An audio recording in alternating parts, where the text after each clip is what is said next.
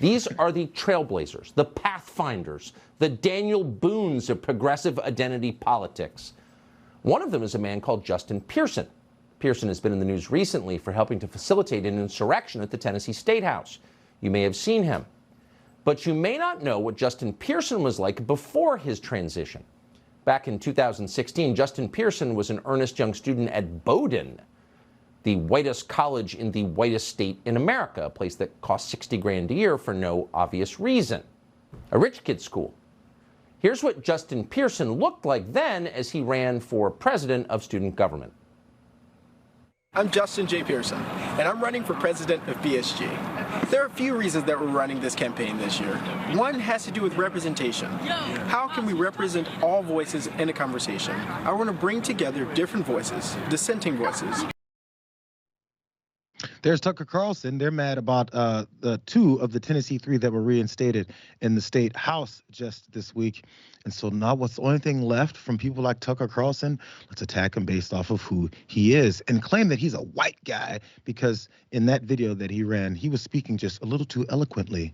And maybe he's well-spoken, things like that they like to toss around. But one thing about Tucker Carlson in attacking him, because this has nothing to do with the stances that he and Representative Jones hold, it's all about the race. I'm just sick of these libs bringing up race all the time.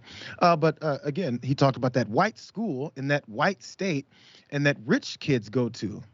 This guy, let's look at some old pictures of Tucker. I'm not sure if this is college age Tucker, but he definitely looks like a salt of the earth type of guy who comes from a middle class family who's just trying to get by on paycheck to paycheck. They made $64,000 a year his entire life for him to whatever. We know about Tucker Carlson. Still, there's a little bit more from this whole thing because he pointed out how he was in college when running for that, I think, student body president or something along those lines.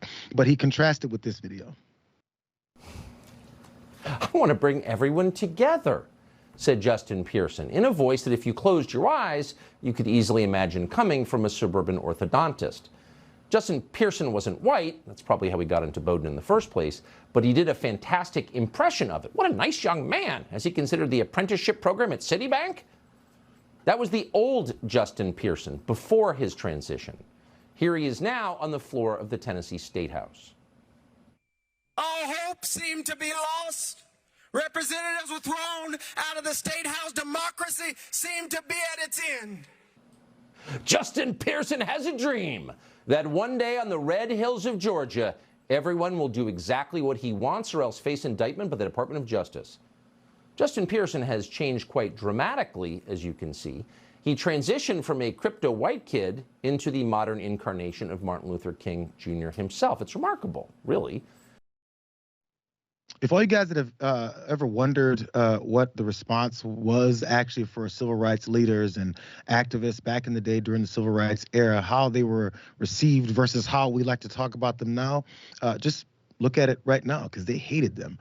In this particular case, they're still hating on folks like Pearson and, oh, he's going to be another Martin Luther King because they hated Martin Luther King. Don't let them fool you. They hate him to this day. That's why they murdered him. But still, Matt Walsh joined in on this whole narrative because, you know, conservative pundits have to go through the same narrative. Watch him.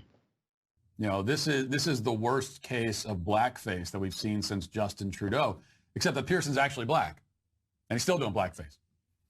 Nevertheless, he is performing. And we know he's performing because now we know what he sounded like before the performance started.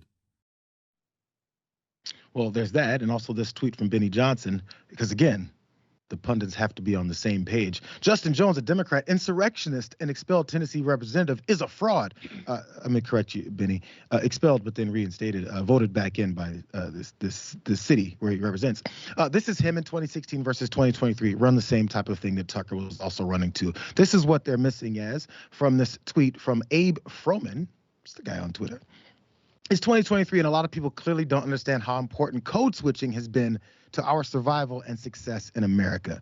Those who think they're dunking on Justin Pearson are telling a whole lot about themselves. And if you guys don't know what code switching is, look it up. What's your thoughts? Yes. Just look at it. Yeah, so Justin Pearson, according to Tucker Carlson, if I'm getting this right, he transitioned from black to white when he was in college because he, I guess, put on a suit and spoke well and spoke eloquently. And now he's transitioned back to black because he I guess, wants to instigate violence and rile up an angry base, right? That's according to Tucker Carlson and all these other right-wing pundits. Speaking properly and dressing well is not considered white. It's just considered speaking properly and dressing well. People of color who are born in the United States, myself very much included in this, sound American. I probably on the phone probably just sound like a white woman or an American woman, right? If anything, we've got some regional dialects, but I don't like, what does Tucker want or expect us to sound like? And has he met any Black or brown people?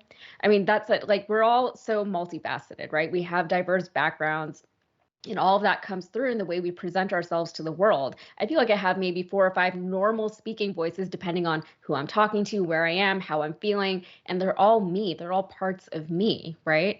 I'm probably speaking differently now than I was, with you just before the show.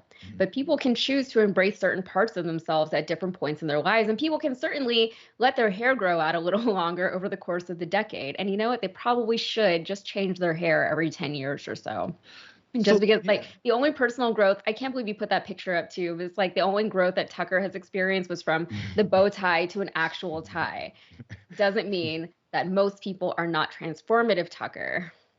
Well, that's the thing. And so as far as the code switching goes, the reasons why maybe some of you folks have never seen Justin Pearson be in other aspects who he is because the whole aspect of him getting where he's been is to make sure he appeases your fears and your prejudice about him before you even meet him. Yeah, Black folks talk differently sometimes in other company because when they talk the way maybe they do at home, you go, that guy's a thug and he's a criminal and I'm afraid of him. Black folks change their hair in certain aspects. And then when they don't, you know what happens? We've got state legislators, we've got federal legislators talk about dress codes and hair. We got schools that tell Black children to cut their damn hair off. Those dreadlocks and those cornrows look like a thug. Hey, when you're wearing your hair like that, I'm afraid of you. Are you dealing drugs? All these things happen based off of who people are when they're just themselves.